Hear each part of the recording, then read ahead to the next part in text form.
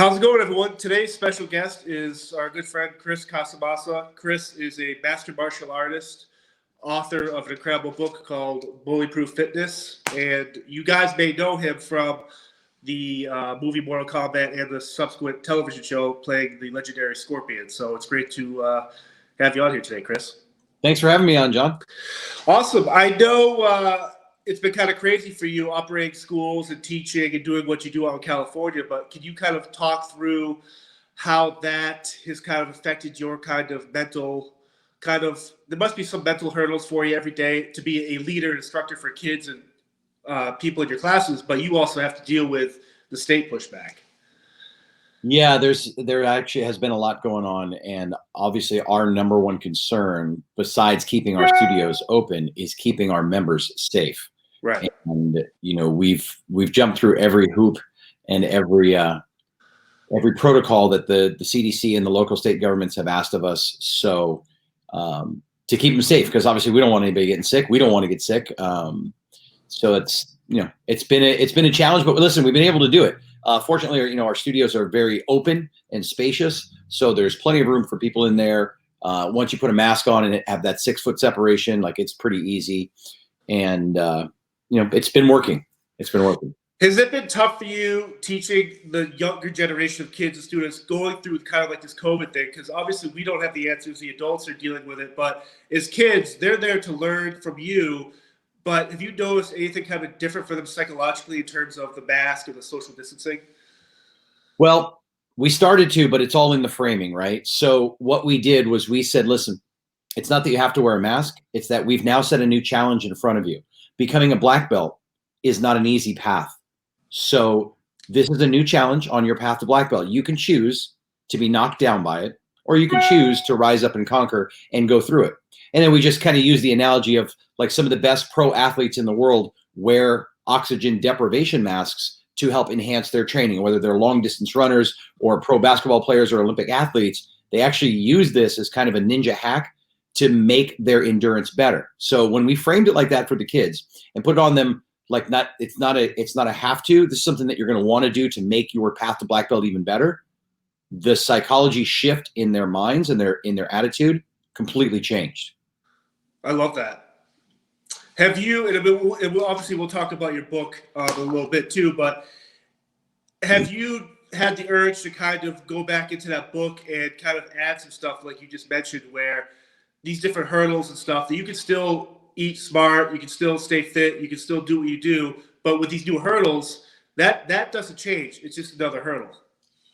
Yeah, well, to your question, I am in the process of writing a follow-up to that book. I call BullyProof Life. BullyProof Life, how to live your life, bullyproof, fit, and strong. So I'm hoping to have that out in the spring of next year. So we'll see how it goes. I've got my hands full running our company and doing a million other things with the pandemic, but I actually have probably 80% of that book already done and written. That's awesome. Yeah. So you were born in Pennsylvania. Your dad had 2 successful studios and places there, but you decided to go to California. What was your dad's reasoning for moving back out there if you already had something successful in Pennsylvania? The weather. He literally got tired of the cold and the snow. A friend of his had moved out to California a few years prior to him coming out, and he came out to visit. And once he came out to visit, he came back and said, "We are moving to California." I love that. Did anything change on his end in terms of teaching? Obviously, different people, different coasts. Like, was there anything he had to change to be successful up there?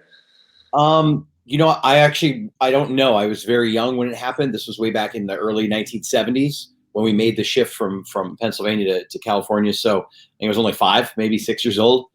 So I don't necessarily recall or remember.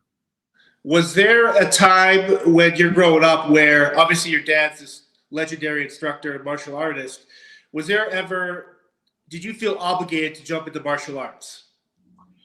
No, I did not. It was my dad actually did a really reverse ninja hack on me. He just said, "Hey, if you want to start training in the martial arts, you can, but the deal is you cannot stop until you become a black belt." Now, when you're 4 years old, you're like, I don't care. I don't even know what that means. I just knew I wanted to be around my dad. My dad was my hero. He still is to this day. And, I knew he was at the studio a lot. And so I figured, well, if I'm going to see him more, I'll be doing that karate stuff. And it actually looked kind of cool, people jumping around, kicking and punching and doing neat stuff. So, he never really made me do it. He said, if you want to do it, so he had taught me discipline, dedication at a very early age, because there were times on the path to black belt that I wanted to quit. And listen, I tell the story a lot, especially to my students. I failed my very first black belt test. Wow. So yeah, I had the opportunity to make black belt when I was 9, but I didn't practice because my dad was my teacher. And I go, well, he's going to pass me. He's my dad. He failed me. And rightly so. I didn't practice. I wasn't ready. I didn't do a good job at my test. And, it taught me a lot of life lessons about, if you want something worthwhile, you got to work hard to go get it. And then as I got older and 16, 17 years old, I started taking an interest in teaching and training. He always told me, you don't have to do this. You can choose to do whatever it is that you want to do in life.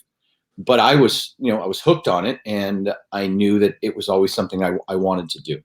Now you have kids too. So is this something that will be full circle where you kind of do the reverse ninja on them, or are they already immersed in the programs? Both of my kids are black belts. I have a that's awesome. son. Yeah. And, I essentially made the same deal with them my dad made with me. And that is, you can start, they wanted to be around dad, but you can't quit till you make black belt. And they both had times where they wanted to quit. And my wife and I went back and forth, round and round about them. Oh, they don't want to go. You can't force them. I said, just get in the door. I'll do the rest. And that's really the same conversation I have with any parent that has their kids in the martial arts. That, the path to black belt isn't easy, and they're going to want to quit. But guess what? Life isn't easy either.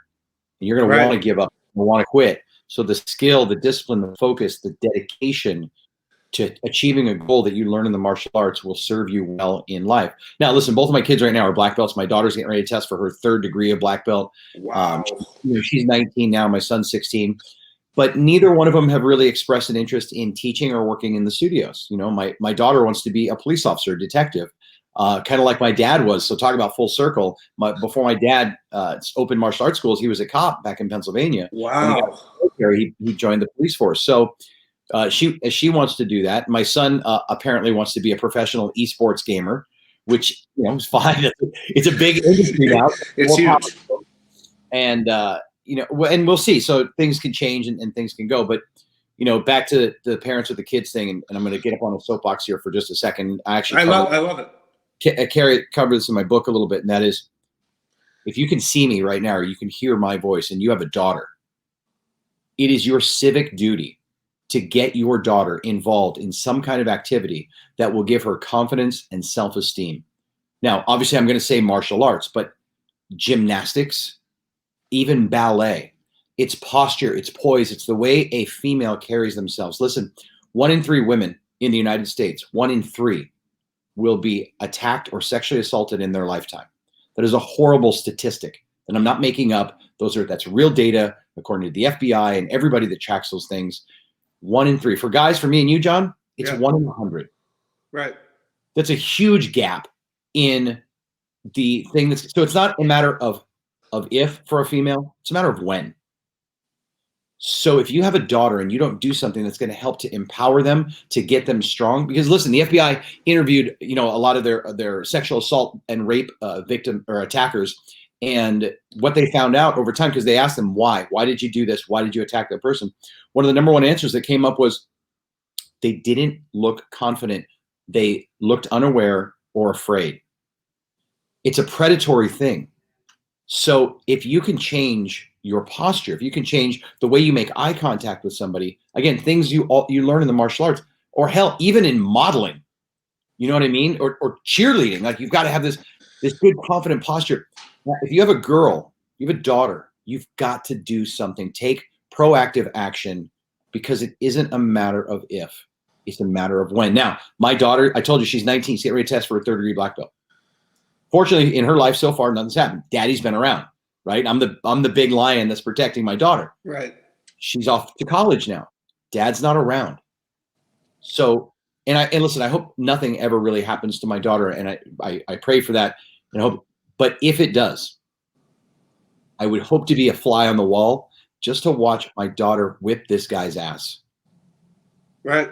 right? Because I know I have that much confidence in her, and I've trained her for these moments. So if and when it happens to her, she'll know what to do.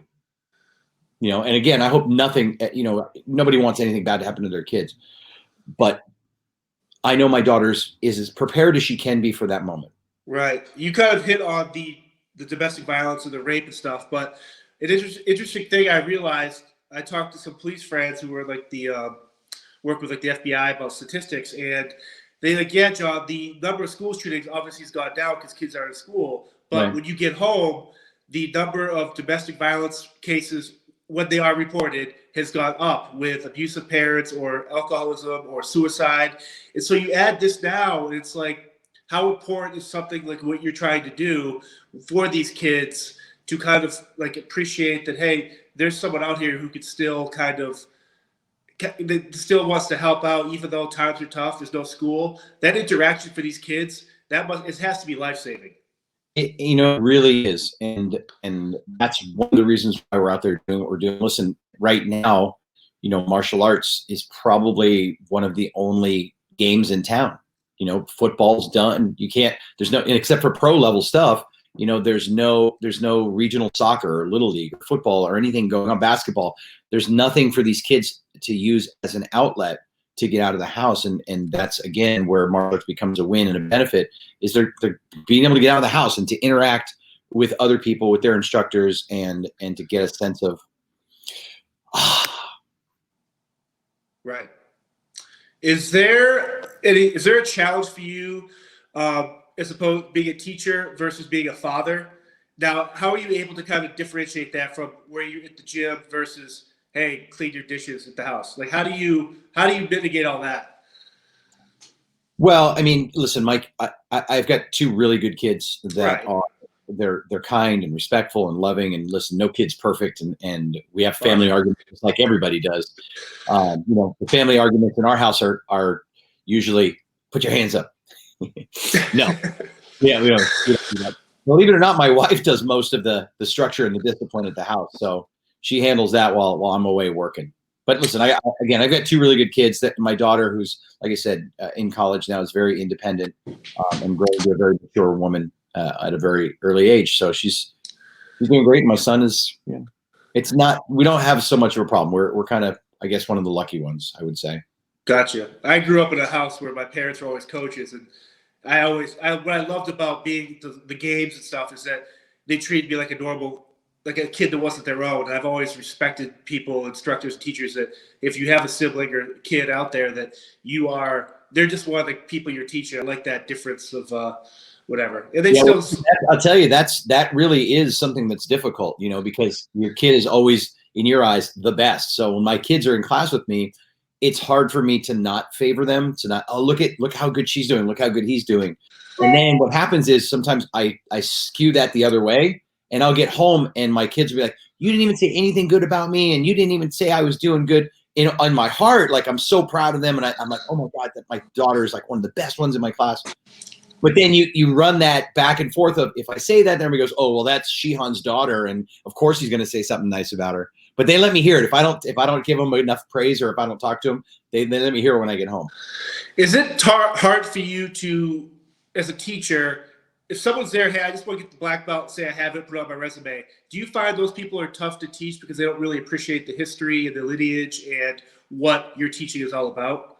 Sorry, I missed the first part. If I'm is it tough to teach kids or even adults who's like, I'm only here to get the black belt. I don't care about the history. I don't care about the lineage. I don't care about the whatever. I just want the resume thing. Is it tough for you? No, it's not. It's not hard at all, because once we immerse them in our culture, like, it becomes irrelevant. Okay. If you want to become a black belt, we're going to get you there. You'll put it on your resume, but to become a black belt, you've got to learn A, B, and C. I like that. Right. If you're coming in just to learn how to beat people up, then you're definitely in the wrong place. And if you're just coming in to get a belt so it looks cool on you for your headshot, so you can try and book a movie, then you're definitely in the wrong place as well. So when your father starts Red Dragon Karate, kind of what is Red Dragon Karate? And as it's gone through the years with you kind of taking the mantle of teaching, have you added anything to that program, or has this been something that's been since the beginning? one of the great things about our style is that it constantly evolves and changes. And it's one of the things that's really attracted me to it. And listen, I've been able to travel the world. I've worked out with some of the greatest martial artists on the planet, whether it's been in film or in their studios. So I've been very fortunate, and I've seen all the other martial art styles for the most part. I mean, there's thousands of them, so I couldn't possibly see them all. But one of the things I like about our style is the evolution and the adaptability of it. Like, and you know already, my dad has black belts in 10 different styles of martial arts. And in the 1960s, he did something that was unheard of. He took all those styles and combined them into one, right? So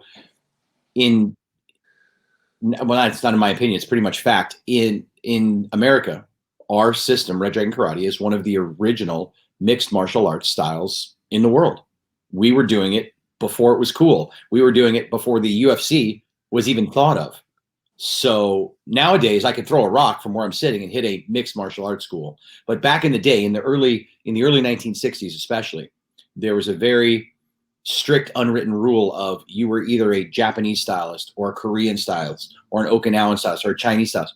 You didn't combine those. Right? It's the old Ghostbuster thing. Don't cross the streams. Well, my dad crossed the streams.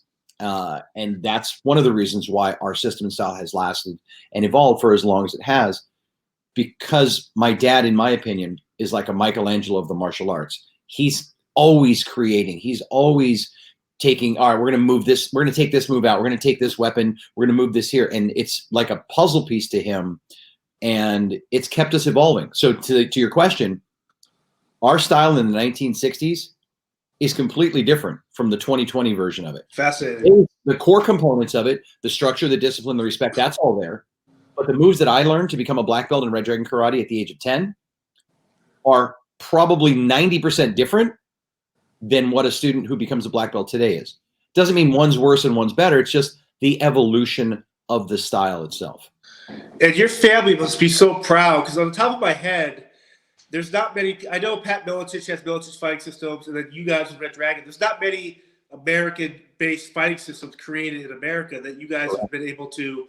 And it must be very. Do you ever sit back and kind of, you see a kid graduate or get a black belt, or your daughter get to the 3rd degree, and you're kind of like, man, this is so cool what my father started. Every day. Every day. Listen, I thank my lucky stars that not only do we have a great martial arts system, but the business system that we have wrapped inside of what we do. I mean, that's, in my opinion, from what I've seen, it's the best 1-2 punch for success that I've ever seen in our industry, right? So it's not about, listen, I told you earlier, I have met and trained with some of the greatest martial artists on the planet.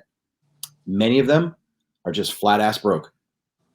That's interesting. They are great martial artists, but they can't communicate that in a way that makes other people want to be around them more or to pay them on a consistent, regular basis. They haven't turned it into a business. And listen, that may or may not have been their thing, but we were able to successfully combine and marry those two things without selling out and without watering down our style or our system.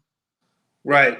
Yeah, it's fascinating how, obviously, talking to you, reading your book, and getting to know you, you have a confidence that a lot of people don't have. Yes, you're this great martial artist, but you're able to walk into a room full of business nerds or football jocks or whatever, and still get your message to a point where it's like, this is vital information that everyone could use. And for you to able to find that niche for what you do is pretty amazing. Oh, well, thank you. Thank you. And really, it's all systems based, right? Systems run business. And whether that business is a coffee shop or karate school, the system behind it doesn't necessarily deviate. Service your customer, provide a great product at a price that's going to turn a profit and make the customer happy. And you've got an ongoing business model. And a lot of people overlook that because they put too much on one of those things or the other of those things and not enough on the what we call the trifecta of success. If you're having like a bad day or you have this mental hurdle or you need to be motivated, do you read to like listen or check out other people like Tony Robbins or other motivational speakers to get motivated, or do you always find that inner kind of motivation to keep going? No, I try and get motivation from a lot of different sources. Actually, if I'm having a bad day, I just usually reach for my bottle of Johnny Walker Blue. Yeah, perfect. No, I'm kidding. But yeah, Dean Graziosi, I like. Tony Robbins, of course, is legendary. One of the guys that I really admire and look up to is Gary Vaynerchuk. And, Yes. yeah, he's very inspirational. And because, I mean, I don't think he's a martial artist, but he's got a kind of a martial arts fighting spirit of go, go, go. Oh. Don't do this, do the work. Basically, his whole motto is do the work, be patient, get your results. And if you do the work and you're patient, you're not getting results, you're in the wrong thing. Pivot, like go try something else. Because life is long. It's not a short time. And the messaging that he puts out, I'm really a big fan of. You're a 4-time national champion, 2-time national weapons champion. Besides the weapons, obviously, what is the biggest difference between forms and weapons, kind of like those competitions? Well, the weapons adds another level of the form.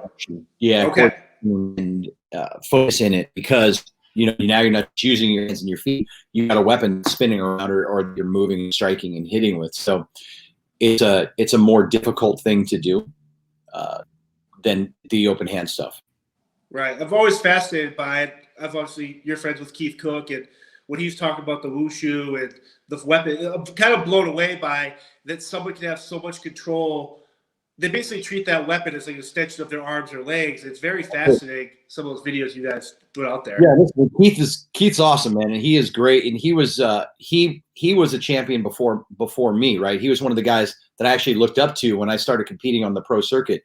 And he makes two of the most difficult weapons that I've ever used are two weapons that he makes look really easy, and that is the iron whip chain and the 3-sectional staff, which are Chinese-based weapons. But he was. I'm a big fan of Keith. He's awesome. Yeah, he's a good guy. So you're doing all this stuff, championships and training and getting your black belts. At what point were you kind of like, man, or did someone approach you and be like, hey, let's get this guy in movies, or this guy's got a look, or how do you get to that point in your life? So that's actually a really good question. I got, and I'll back it up. When I was younger, I looked up to my dad and Bruce Lee, right? Bruce Lee was on TV and in the movies, and every kid that started martial arts in my era wanted to be Bruce Lee and then Chuck Norris. So I was a big fan of that, and I was like, wow, that'd be cool to do that. To be able to do martial arts in the movies would be cool. And we used to make these home movies, me and my brothers. There was a big field across the street, and we used to make these like ninja fighting movies and all that stuff. So I kind of had the bug at a young age. But while I was on the pro tour, it was still something like I knew I wasn't going to compete professionally forever. And I figured, well, I'll compete and, do my best. And at that point, I was already the #1 competitor in the country. And I thought, okay, well, it'd be cool to get into the movies or TV shows. Well, at one tournament that I won the overall championship at, which was called the Battle of Atlanta in Atlanta, Georgia, in the audience that night, unbeknownst to me, there were producers who were scouting for a TV series that they were putting together about martial artists. And, after I won that night, they came up to me and a few of the other guys who had won different categories and said, hey, we're doing a TV show. Would you guys be interested in doing it?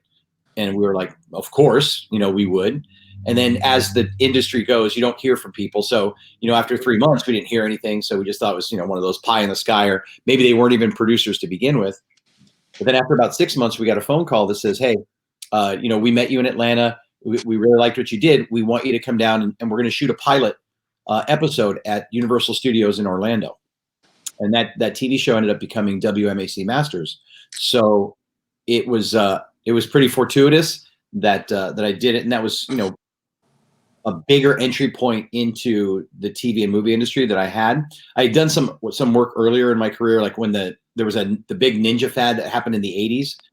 One of my dad's really good friends was Sho Kazugi, who was like the ninja at the time. So I got to be like little tiny bit parts in those movies and things like that. So it was an ongoing process. That's why, people go, oh, it's so great. You were in Mortal Kombat. Wow, you were in Batman and Robin. But like the martial arts, I didn't start there. I started as background, fighting. I started as just guy walking by the camera going, I had little tiny bit parts before I had a big breakthrough, but it was just persistence and following through on the goal. What kind of surprised me, talking about those bit roles, I did a talk with Richard Norton and I did one with Keith Cook, and both times I was talking about how like Billy Blanks was in part 2 and stuff, and then Keith was like, well, you realize Chris was one of the guys that China O'Brien won. And I'm like, what? And I'm like, so sure enough, I looked it up. And it's like you were playing like that picnic punk guy. Or Yeah. Picnic Punk number 2. Yeah, that's cool. That's cool. Hey, So, listen, you know you have a small part in a movie when the name of your character is Picnic Punk 2. yeah, I think there were like 7 of them, so you were definitely up there. Yeah. You were more punk than everyone else. So how do we you do all this stuff, the Masters, how do you get picked to do the Mortal Kombat? So I will tell you a cool movie thing that I learned. In the movie world, it's not who knows you, or it's not who you know, it's who knows you. That's what it is, okay? When I was working on WMAC Masters, I had the opportunity to meet some of the stunt coordinators and fight coordinators that they had on the show. And once the show is over, everyone goes their separate ways. Well, these guys went on to other projects. And again, bringing it back full circle, when my dad told me when I started getting into the business, he said, listen, Chris, here's what you need to do. When you're on the set and they're telling you what to do, you look in their eyes and you say, yes, sir, and no, sir. And you do what they tell you to do because they know that business and you don't. He goes, when you become famous and you have $1 million in the bank and they tell you what to do on set, you look in their eyes and you say, yes, sir, but do you think we could try it this way? So he gave me some really good advice that served me well because I was always doing my best to be kind and respectful to everyone I met on the set. So these people went on to other sets and other projects, and like anything, they were scaling up. So I would get phone calls from these people who, hey, we remember working with you on so-and-so. Would you like to come out and try this? So I would go in and get the audition based on the people that I met who knew me, not necessarily who I knew. Were you familiar with the game before you got cast? Or like, how do you, like, I sure was. Okay, okay. My favorite character in Mortal Kombat was Raiden and Scorpion, in that order. I was a huge, Wow. like, the lightning bolts and flying across the screen. Like, Raiden was my guy and Scorpion was my number 2 guy. So to be able to have the opportunity to play Scorpion in the film franchise was, I mean, it was a childhood dream come true for me. And at what point did you realize that this would be an iconic role? And I mean, the whole, now, I think part 11 just came out. It's still a worldwide phenomenon. At what point did you realize that, man, I'm part of something that is going to go down as an iconic character of all video games? The answer is about a year after the movie came out. That's really when I realized it. Like, I knew that Scorpion was a popular character and I knew the game had worldwide success already. But after a year, the movie, because here's the real truth of this is our movie was not anticipated to be number 1. Right. Other video game based movies had come out and they all tanked. Street Fighter, Double Dragon, I think there was 1 or 2 others. They tanked at the box office. So our expectations were very low. But the production team on Mortal Kombat did something smart.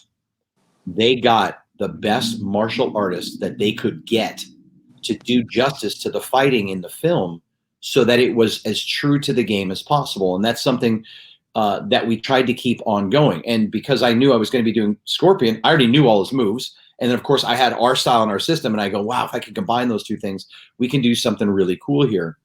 And listen, the director took the time to shoot the scenes the right way, to get the right coverage in there, you know, and it all plays out on screen even to this day.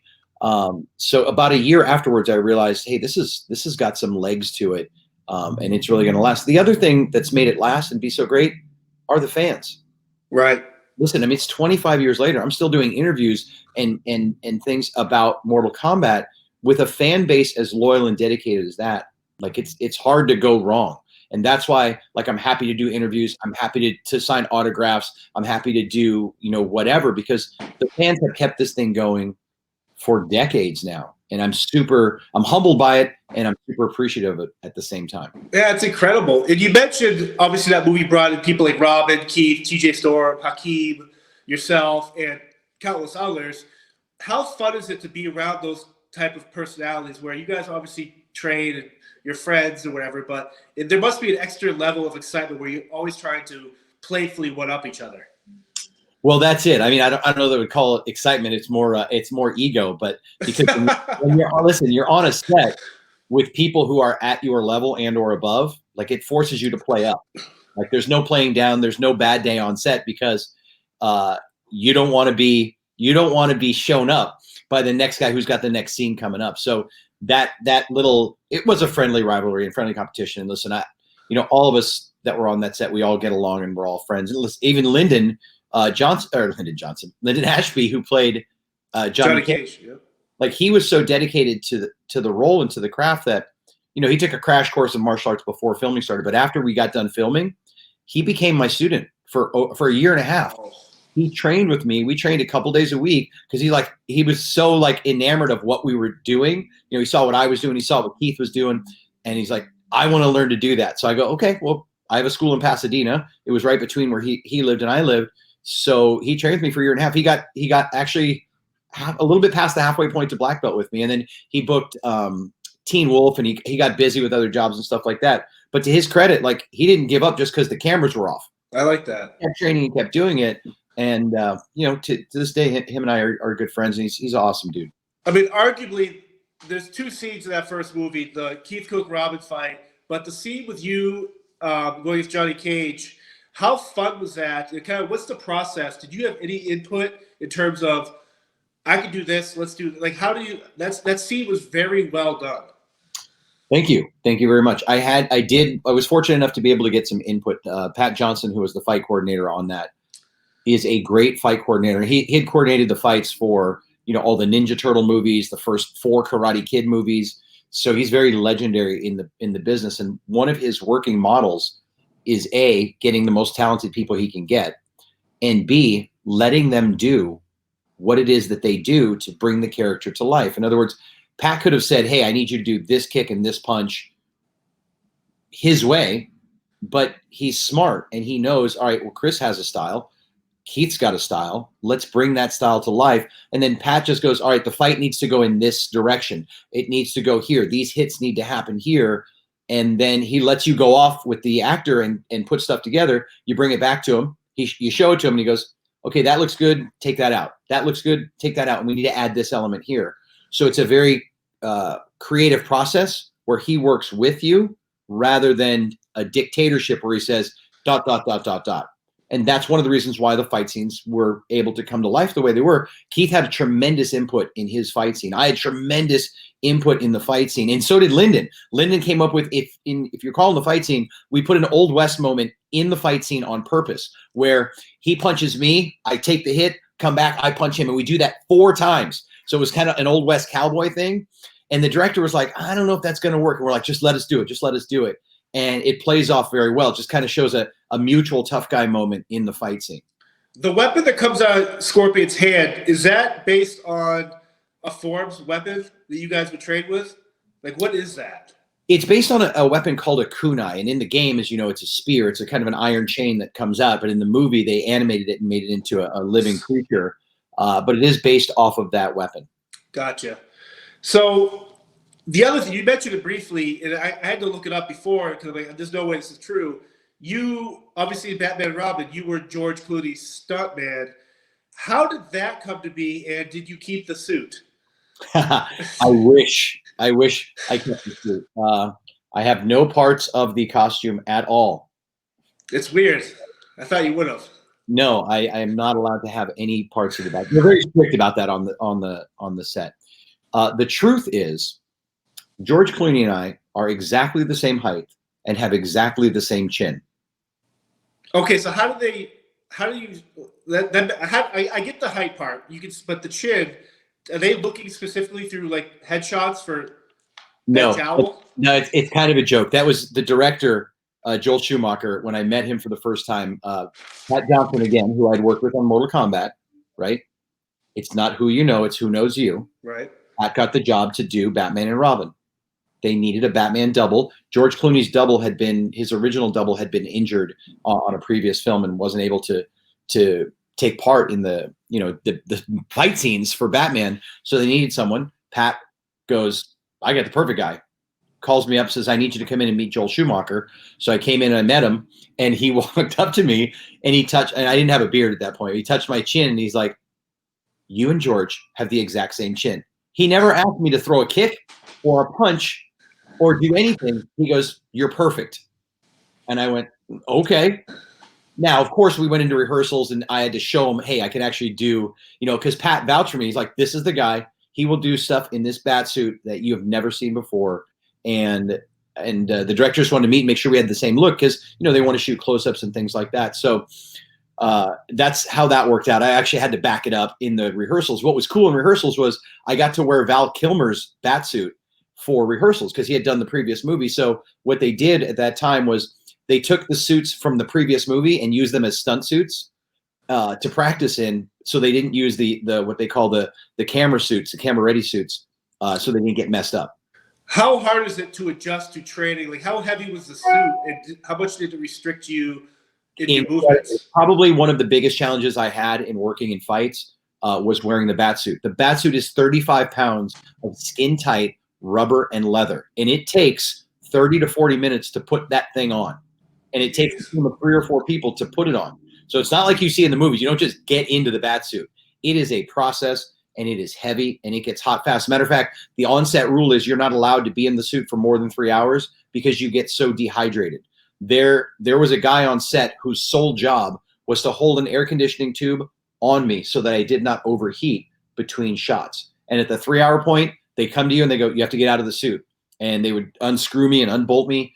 And the boots were full of water. They would turn, it's gross, but they would turn those boots upside down and water would just come out. You lose that much water weight.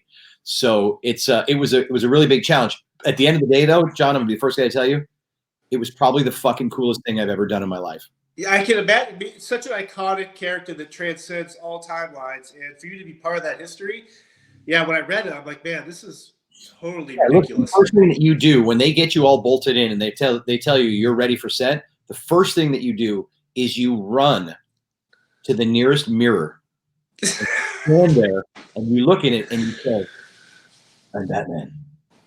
I'm Batman. And then you go to set. And so when you work, obviously on that set, there's a lot of stuntmen and women for the characters and the goons and stuff Batman has to fight. When it comes to choreography, is that something where the stunt coordinator and the people like yourself kind of get together, hey, we're going to do this? Or how involved were you with the coordination of the fight scenes? Months. We were on that project for months. The only disappointment that I have on the Batman film, besides it performed well at the box office, but not as well as they anticipated. I loved it. Thank you. The only thing I'm disappointed at is they cut out, probably in my opinion, some of the greatest fight scenes that we've ever shot in the Batsuit. And they did it for a variety of reasons. I wish I could get that footage, but myself and the guy who doubled as Robin, Clayton Barber, we did some we in the botanical garden scene, we were in that set for over a month. Wow. Doing fight scenes that you never see, like little 5 or 10 second clips. And one of the reasons why they cut a lot of that fight scene out wasn't because it wasn't good, because at that time, George Clooney was as yet an unproven big star. He'd done a few movies and just come off of ER. But if you go back and watch the movie, you'll see that it's more about Mr. Freeze and Poison Ivy than it is, and even Batgirl, Alicia Silverstone, because Arnold, Uma, and Alicia were big stars, huge. Right. So I don't know if the studio didn't necessarily trust the fact that Clooney could carry the film or what, but there's way more footage of them than there necessarily is of and about Batman. So I think they had to cut it to put other scenes in with Arnold featuring him because he was, is a major star. But that was the only disappointment. Listen, the budget for the film was over $100 million. It was the first time I worked on a film like that. It was a fantastic experience. And like I said, I'm probably one of maybe 24 people on the planet that have ever worn the Batsuit. I love that. Yeah, I had read that Joel, before he passed a couple of years ago, there was talk of after the Snyder thing kind of going with the new Snyder Cut of Justice League, that these directors have these special cuts of movies unedited with all the back stuff. So it'd be kind of cool to actually see a lot of those fight scenes fleshed out. Yes, I would love to see that as well. And so what other projects do you have coming up now in terms anything movie related, or is that something where you're really focusing on helping these kids? Actually, both. So it's, you said earlier, what keeps you from being depressed or stressed out? It's the fact that I'm constantly in motion. So I have actually 2 films Awesome. that are both ready to go post-COVID. Once we get out of this pandemic or they release some kind of vaccine. We've got 2 films. One, I'm excited about both of them. One of them is going to give me the opportunity to work with one of my students who's also gone on to become a huge star in his own right, and that's Jason David Frank, who from the Power. Green Ranger. Yeah, wow. He's my. Yeah, I taught him. How long have you taught him? Since he was 10 years old. Dude, he's top notch. Yeah, and listen, here's a cool story about that. I got him the part in the Power Rangers because my agent called me and said, "Hey, they're doing this new TV show, something from Japan called Power Rangers. Do you have anybody that's between like 15 and 18 that can play that age range that's good?" And I go, I got a great kid, because he was working for me. Jason was working for me. We were teaching together at my studio, and I got him the audition. And he called me, a couple days later. He goes, "Sensei, I think I got the part. I'm going to do this TV show." And I go, "That's awesome. Who's covering your shift at work today?" So, but he went on to do that and killed it. And he's just become legendary. The challenge is we've never got a chance to work on film together. He's gone and done his thing. I've gone and done my thing. So we're going to do this film together. Hopefully we're going to shoot early spring of next year, called Legend of the White Dragon, which is kind of a Power Rangers spin-off thing. And he and I will get to be on screen together for the very first time. So that's one of the projects. The other project is a film franchise being put together by the original production team from the Mortal Kombat people. It's a film that's tentatively titled Raptor right now, which is the best way for me to explain it. It's Lord of the Rings meets Matrix. Interesting. Yeah, it's a pretty cool sci-fi concept thing. That thing gets made. They're not talking about a one-off. They're talking about a 3 to 4 film franchise with video game turnoffs and things like that. So I'm very hopeful that thing gets made, because I have a major part in that film. That's awesome, and hopefully it does. How often do you keep in touch with prior students like Jay's? Like, is there? You must, obviously your work speaks for itself, but you must get a lot of messages from kids and people saying, "Hey man, thank you for saving my life," or helping me learn to stay fit, or "You taught me that I could fight off bullies." Like, how often does it happen, and how rewarding is that for you?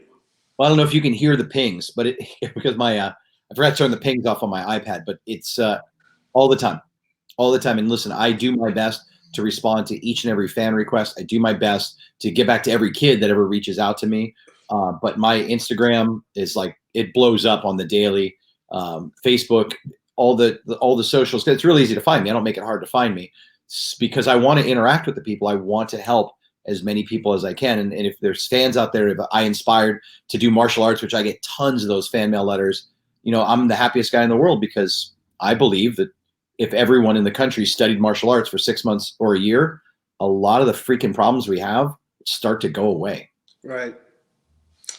So let's kind of finish up on your book here. I've read it a bunch of times, and it's while the content is very serious, and there's a lot of heartbreak in this, in the sense of what goes on for these kids, the book is so easy to read and so easy to follow that I definitely think if you're a parent, you should definitely have this book and read it and stuff. At what point did you have the confidence to put your name on a book like this, and concept, to have the world look at it? Well, like most things in my life, it was a challenge. Someone dared me essentially to write it, and here's why. I was in where was I? New York. I think I was in New York when someone first said, "You should write a book," and because I've been traveling the country teaching this clinic, teaching kids how to do this, but obviously my goal is to impact. Like I say in the book, I want to help 1 million kids by the year 2025. And right now, probably 65,000 kids have gone through our clinic and our course. 2020 put a big kink in my numbers plan, but I think we can still get there. I wrote the book to help with that, right? Because I may not be able to come where you are right now, but you can get that book. And if that can get you on the path, or if you can pull one thing out of it, and you're right, I wrote it for kids, but it's also for parents to help their kids overcome the challenges that they're having. So I wrote the book based on a challenge and a dare. And then I was in a mastermind business learning group where they said, "You should write a book." And so those two things kind of collided, and I did that. I went through grade school in the 90s, and I saw hazing, dealt with it. I knew who bullies were. But every time I dealt with a bully, I'd tell my parents, whoever, and they'd be like, "Well, what'd you do about it?" And it was never meant to we'll support you. Like, obviously, if you get beat up, like, we're gonna want to talk to like stuff like that. But I got the feeling that, hey, they support me, but this is on me to stop being bullied. And I've noticed the last decade or so, we've transitioned to a society where bullies, they seem like they're not being dealt with, and that's why I love your book, is because you can deal with them. And what do you find it heartbreaking that bullies have such a loud voice right now, that there's not enough people out there standing up to them? Well, I'm going to go against the status quo for a second. I don't think bullies have such a loud voice. I think that because of the easy access and all of the social media, that it's becoming more apparent to people who've been trying to brush it under the table or ignore it as if it's going to go away. Social media hasn't made society worse. It's just brought the worst of society to light for other people to see it. And that includes bullying. Right. So it's now, there's more of an awareness than ever before. Like, my messaging now is easier to get out because more people are like, yes, shit, this is happening to me too. So it's been just as much helpful as people think it's been hurtful. And parents, and again, I'm a parent. I don't know if you're a parent, but parents just need to do two things that are super important: listen and watch. Because you know your kid better than anybody else on this planet. When you see behavior changes, when you see withdrawals, when you see grades start to drop, something's going wrong.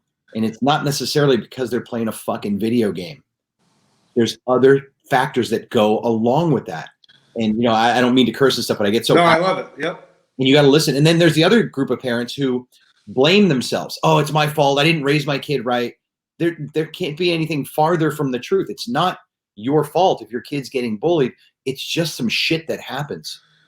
So by listening to your kids, by watching them and understanding the cues, obviously I'm going to do shameless plug, by reading the tips I give you in the book, or listen, I'm not the only guy in the game. There's dozens of websites that can help your child overcome the challenges that they're facing and the adversity that's popping up in their life. And the final part of that is, the answer isn't the classic 1950s, just punch the bully in the nose, son. And right. Because, A, if you don't know how to punch, you're going to break your fucking hand. And B, if you miss, you're going to get your ass double kicked. So that's not always the answer. Sometimes it is. Listen, I'm not going to lie. Sometimes that's exactly what needs to happen. But if you don't know the warning signs, if you don't know the danger signs, if you don't know the what and the when, that's a huge mistake to make as well. Which is why this book is so great, because it lays out all those scenarios, and you could kind of, you can punch the guy, but this is what you should do. This is how you should punch. This is how. But then you go into the stretching and the breathing and the healthy eating. Have you always been into, obviously the fitness comes with martial arts, but like the healthy eating, I know a lot of people that are premier athletes, but they eat like trash. And so how did you kind of settle on, hey, if you eat healthy and eat clean, then it can benefit you that much more? Well, I'll give you an easy analogy to think about. You're familiar with NASCAR? Yes. Okay. NASCAR and Formula One racing cars are cars just like that are on the street. But if I took one of those cars to a gas station and put regular gas in that tank, those cars would break down in moments, in minutes. They wouldn't run. Right. They run on a high performance fuel because they're high performance machines. They look like a car, but they're not a car. Our bodies are the exact same way. We are high performance machine, and what we feed it, what we put in here, happens. Diabetes, high blood pressure, heart attack, stroke. Those are diseases normally associated with adults that have bad eating habits or genetic predispositions for it. But those four things I just said, the rise in childhood incidence of those four things has quadrupled over the last 15 years. It's because of diet and lack of exercise. Those two components together are what's happening. So if I can educate people or help them, and listen, I'm not saying go vegan. I'm not, which, right. I've done that as well. I wanted to try all these different diets and things that are out there. There's nothing wrong with going vegan, but I'm not saying, like, if you're going to McDonald's and Pizza Hut and Domino's and In-N-Out Burger every day, you're gonna get sick, right? You're not feeding yourself. And again, I'm not here to tell. I love in California, In-N-Out is like the best hamburger place in the world. Right. And once or twice a month, man, I'm going to get me a double with grilled onions, animal style, all day long. But it's not all I eat. You know what I mean? And of course, I'm working out. I'm constantly in motion and moving. So it's just a balance. You find a balance. And that's the thing. And again, for kids aren't in charge of their diet. Mom and dad are. Yep. And if they don't have those habits for themselves, well, whatever they do manifests on your children, right? We're the super soakers and our kids are the sponges. So it's they got to take care of them first, and then they can take care of their kids better on the eating side of it. So, no, that's awesome. You're on Twitter, you're on Instagram, Facebook. If someone wants to buy your book, do they go to your website, or can we go to Amazon and just look up BullyProof? And how do we go to Amazon, look up BullyProof Fitness, or type in my name in Amazon. It'll be there. You can get it. We're doing a special sale on the book until the end of the year. And here's the other thing about the book that people may or may not know.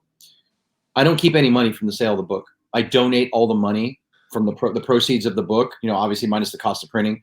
The proceeds from the book go to charities. Like I give back. I don't make my money off the book. I'm trying to get my message. I make my money at my martial arts studios. I make money when I do movies. But the proceeds from the sale of the book go to different charities, whether it's the Kid Smart Foundation or the Make-A-Wish Foundation, the LA Food Bank. We're doing a kickathon this weekend to raise money for the Frontline Workers and First Responders Fund. So I'm a big proponent of giving back to the communities that we serve and that have served us so well. I love that. Well, I want to thank you, Chris, for your time and great stories, and what you're doing for these kids and through your Red Dragon Karate is amazing, and I want you to keep it going. Right on, man. Well, thank you. Thanks for having me on your show. Thank you.